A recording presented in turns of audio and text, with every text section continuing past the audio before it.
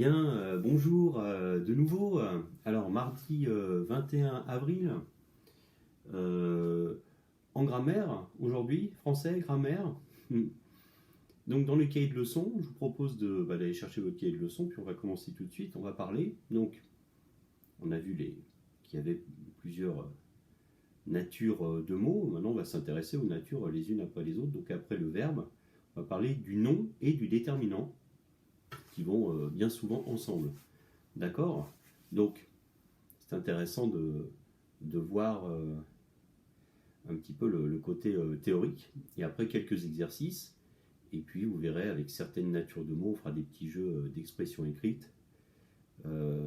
Voilà, on verra ça un petit peu. Alors aujourd'hui, juste exercice d'application, assez simple. Je rappelle, hein, il y a une dictée en cours sur Orthophore, pas mal d'élèves qui y sont allés, quasiment la moitié de la classe, donc vous avez la semaine pour la faire, mais n'hésitez pas.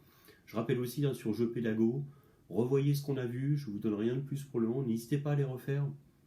Voilà, il faut les faire, les refaire, on révise. Je rappelle aussi qu'il y a les capsules, hein. J'en ai fait une quarantaine pour le moment, de petites capsules. Donc il y a les petites choses, n'hésitez pas à les revoir, à les refaire. Il y a beaucoup de choses, je tâcherai de faire la liste pour vous dire un petit peu aussi. Et puis on m'a dit aussi pour le rallye poésie, il y avait eu certaines difficultés. Alors je vais le mettre aujourd'hui en bas, en annexe. Donc vous pourrez cliquer et ça va s'ouvrir. Je les ai copiés-collés dans un autre document. Et donc vous pourrez ouvrir et choisir votre poésie pour lundi prochain. Voilà, lundi 27, où on tâchera de refaire le chat, j'espère. Et puis ceux qui souhaiteront réciter leur poésie, eh bien vous serez les bienvenus. Sur la base du volontariat, à ce moment-là, j'activerai votre micro. Voilà, on peut faire ça, ça peut être original. Bon, espérons que la connexion soit correcte. Et puis bon, ça permet aussi de se donner des informations lundi prochain, j'espère. Voilà, donc je propose un petit chat à 19h. Voilà, voilà. Bon, allons-y. Alors, le nom et le déterminant. Donc, cahier de leçon, grammaire quelque chose, le 21 avril, le nom et le déterminant. Donc, la leçon est à copier. La leçon se trouve page 30. Alors, on va la lire ensemble, tranquillement. On va détailler un petit peu, quoi. Et puis, j'attirerai aussi votre attention sur la deuxième partie, parce qu'il y a un terme qui a changé aujourd'hui. Alors, c'est un vieux livre.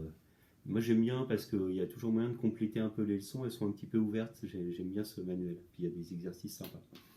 Voilà, donc j'aime bien suivre avec celui-là. Alors, les noms. Alors, je lis, hein. Je lis et on commente un petit peu. Enfin, je commente.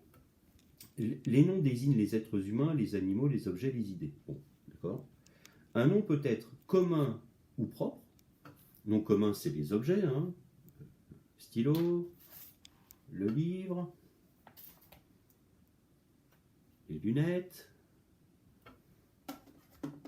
le tableau, la table. Bon, d'accord. Nom propre, attention, majuscule, n'oublie pas. Donc les prénoms, Olivier, la ville où j'habite, vers le buisson, Anthony, pour vous. La tour Eiffel, voilà, Eiffel, hein, majuscule. Les pays, la France, les continents, l'Europe, etc., etc. D'accord? Les noms propres. Voilà, ils désignent. Bon, bah, vous connaissez, je pense, il moyen de rentrer dans le détail. Alors, un nom peut être aussi masculin ou pluriel, évidemment. Alors, ça, c'est le déterminant qui le fait, hein, nom masculin. Voilà. Alors, c'est rigolo parce que, autant sur les prénoms, ça montre Olivier ou Pierre ou Pauline, un garçon ou une fille, un homme ou une femme, donc masculin ou féminin.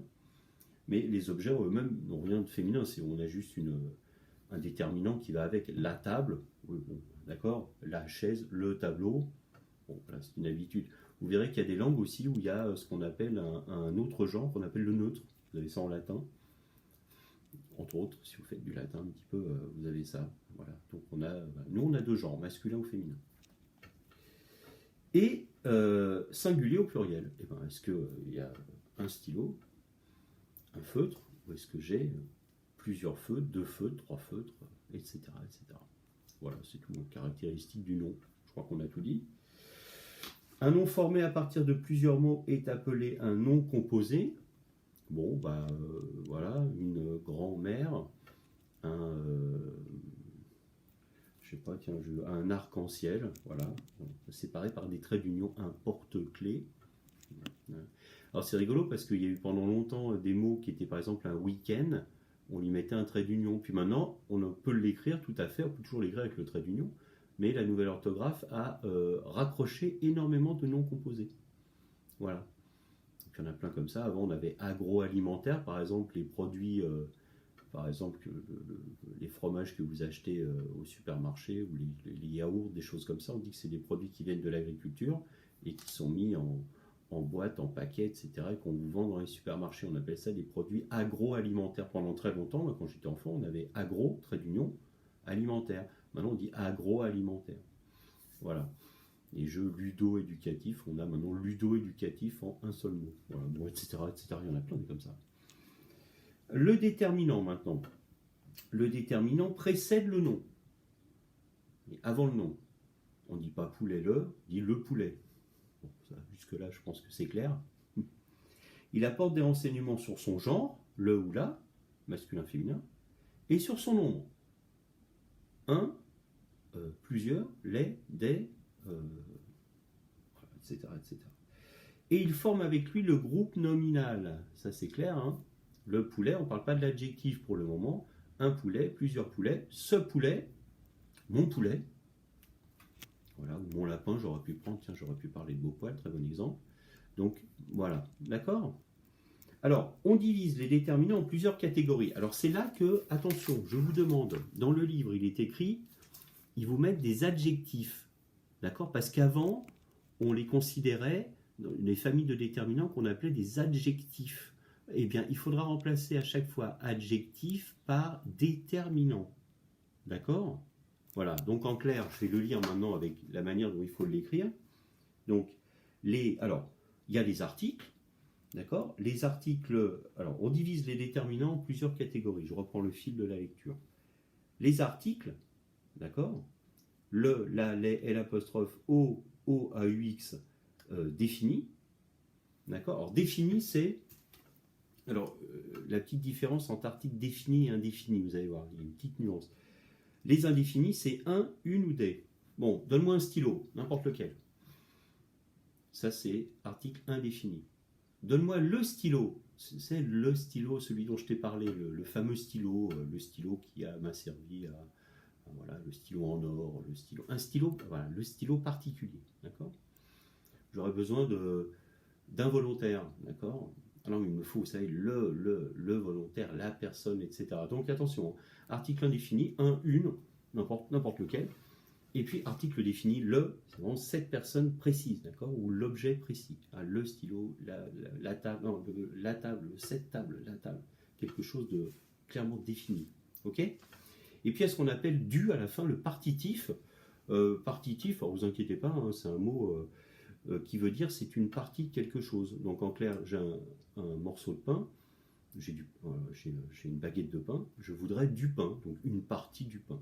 Je vais couper avec un stylo, je vais le rompre à la main, je souhaiterais du pain, une partie de quelque chose. Voilà. Il y a un dessert, un gâteau, je souhaiterais du gâteau, c'est une part de gâteau. On appelle ça un partitif, d'accord? Ça fait partie des articles. Il est à la fin du. Et ensuite, vous avez ce qu'on appelait avant les adjectifs, hein, voilà, possessifs, etc. Donc, on remplacera bien à chaque fois le mot adjectif par déterminant. Donc, les déterminants possessifs, mon, mon lapin, ton lapin, son lapin, notre lapin, leur lapin, etc. Démonstratif, vous vous souvenez, la chose qu'on vous interdit parfois un petit peu pour montrer, là, dans ce cas-là, il est intéressant. Ce, c'est toute la famille, ce, cette, etc. Ce stylo, ce lapin. Ah, c'est ce livre dont je te parle là. Tu sais, celui-là, là, voilà, celui-là. Voilà, ok, vous connaissez. Si vous avez un petit doute, moi je montre avec le petit doigt crochu pour faire un C, petit doigt de sorcière, pour pas le confondre, vous savez, avec le SE, SE, qui n'a rien à voir, hein, bien sûr, d'accord, dans les homonymes. Voilà, ce. Voilà, si vous souhaitez, comme ça vous êtes sûr que c'est bien un C qu'il faut mettre. Les déterminants numéraux, d'accord? Alors, numéro, c'est simple. 1, alors c'est rigolo, hein, le chiffre, l'article défini 1, c'est aussi un déterminant numéral. D'accord? Donc, un stylo, 2 stylos. Voilà. Ce 1 a un peu un double sens. Hein, d'accord? C'est aussi un déterminant et c'est aussi le chiffre. Je parle du mot 1. Hein. C'est un article indéfini, un stylo, mais c'est aussi le premier chiffre. D'accord? Le numéral. 1, 2, 3, etc. Il a voilà, une double casquette, bon, c'est pas très important. Ça parfois gêne les petits dans les classes de maternelle. Le fait que 1 est un féminin, une, mais 2, d'accord? Je dis pas n'importe quoi, un casque ici ou un livre et une table, et un féminin, alors que 2, il n'y a pas de féminin. Donc au départ, pour les plus jeunes, des fois, il y a une petite confusion à ce moment-là. Bon, enfin bref. Donc, numéral, 2, 3, 4, 5, 6, etc. Les déterminants indéfinis, attention, pas article indéfini, déterminants, c'est des mots un petit peu compliqués. Donc, chaque, quel, plusieurs personnes, voilà, quelques personnes. C'est, voilà, j'aurais besoin de quelques personnes, j'aurais besoin de quelques volontaires dans l'assistance, le magicien, il va dire ça. Donc, c'est indéfini, hein, d'accord? Mais on dit que là, c'est un déterminant indéfini. Ça ne va pas confondre avec l'article indéfini du début qui est un ou une. C'est une petite nuance. Et puis, il y a ce qu'on appelle déterminants exclamatifs ou interrogatifs. On appelle ça aussi un déterminant. Alors, on appelle ça pour certains aussi maintenant des pronoms interrogatifs, mais c'est dans la classe ici aussi des déterminants. Alors ça ne pose pas confondre avec une question, mais c'est exclamatif. Quel beau stylo. Voilà. C'est pas quelle heure est-il, hein. Attention à ne pas confondre avec ça. Hein. D'accord? C'est bien quelque chose. C'est pour ça que c'est pas extrêmement clair, je trouve, dans le truc. C'est plus exclamatif. Hein. Laissez tomber interrogatif, plutôt exclamatif. Ouais, mettons pas interrogatif. C'est voilà, quel beau stylo, quel beau lapin. Oh, ce lapin, ce beau poil, quel magnifique lapin. Donc vous voyez, ce quel donne une exclamation et ça donne souvent des phrases non verbales. D'accord? Donc on oublie interrogatif et on met juste les déterminants exclamatifs. D'accord? Quel, quelque chose et point d'exclamation. Ok? Voilà pour la leçon, donc à copier dans le cahier de leçon. Et ensuite, donc je vous demande de me faire 2 exercices. Les exercices 7 et 9, page 31. Exercices 7 et 9, page 31. Donc exercice 7, c'est simple. On vous demande de recopier et compléter le texte avec les déterminants, enfin les articles ou les déterminants qui conviennent. Moi j'ajoute déterminants, hein, parce que vous allez voir qu'il y a des trous où on peut mettre à des endroits plusieurs choses un petit peu pour nuancer. D'accord? Donc vous choisirez là-dedans ce que vous allez mettre. Voilà. Alors n'hésitez pas, hein, vous reprenez les idées de la leçon. Voilà. Ok? Je rappelle qu'ici on est dans le cahier du jour. Hein. D'accord? Bien sûr, hein, pour les exercices. Exercice à trous, donc on met le déterminant qui convient, article, déterminant, ce que vous voulez, qui convient. Alors attention, hein, au genre, au nombre, faites attention à ça, hein, bien sûr, s'il y a un pluriel, on met un déterminant pluriel, au pluriel, etc. Et ensuite, je vous demande l'exercice 9, alors je lis, pour chaque nom, choisis le déterminant correct, un ou une. C'est des mots un petit peu piégeux, hein. Est-ce qu'ils sont masculins, est-ce qu'ils sont féminins? Voilà, donc à vous de mettre, alors voilà, on a... vous pouvez vous aider du dictionnaire éventuellement. Je rappelle que dans le dictionnaire, quand vous cherchez par exemple, j'en ai pas là sous la main, mais le genre d'un nom, le dictionnaire va vous le donner. Vous savez, il y a petit n au départ qui va être nom, puis à côté vous aurez m pour masculin ou f pour féminin. Donc si vraiment vous avez un doute, voilà. Donc il y a incendie, infection, lotion, pétale, malaise. S'il y a des mots que vous ne connaissez pas en plus au niveau du sens, ben dans le dictionnaire, vous trouverez aussi le sens, évidemment. D'accord? Voilà ce que je vous demande pour le français. Eh bien, écoutez, c'est tout. Hein. Alors, n'hésitez pas, vous allez sur Jeux Pédago. Je vous ai mis énormément de liens sur les messages précédents pour plein de choses. Au niveau du travail, pour aujourd'hui, dans le cahier du jour, hein, c'est tout ce que je vous demande. Si vous commencez par le français, vous mettez la date. Donc, dans le cahier de leçon, la leçon, et puis dans le cahier du jour, l'exercice. Si vous avez commencé par les maths, ben vous tirez juste un trait dans le cahier du jour pour faire l'exercice. Voilà, ben écoutez, à tout à l'heure, 16h. Et puis ben, bon courage aujourd'hui. Bon, on a un temps qui est correct, hein, voilà. Vous savez que vous avez 1 heure hein, pour vous promener aussi, n'hésitez pas à en profiter, hein, c'est vraiment utile. Hein, d'accord. Voilà, bon, après vous faites comme vous voulez. Hein. Voilà. L'histoire qui court, j'ai eu pas mal de retours. Donc voilà, alors je dis rien pour le moment, hein, mais vous saurez bientôt. J'aimerais bien que tout le monde un petit peu dise les histoires. Je rappelle que vous pouvez réécouter. Hein. Si vous cherchez un.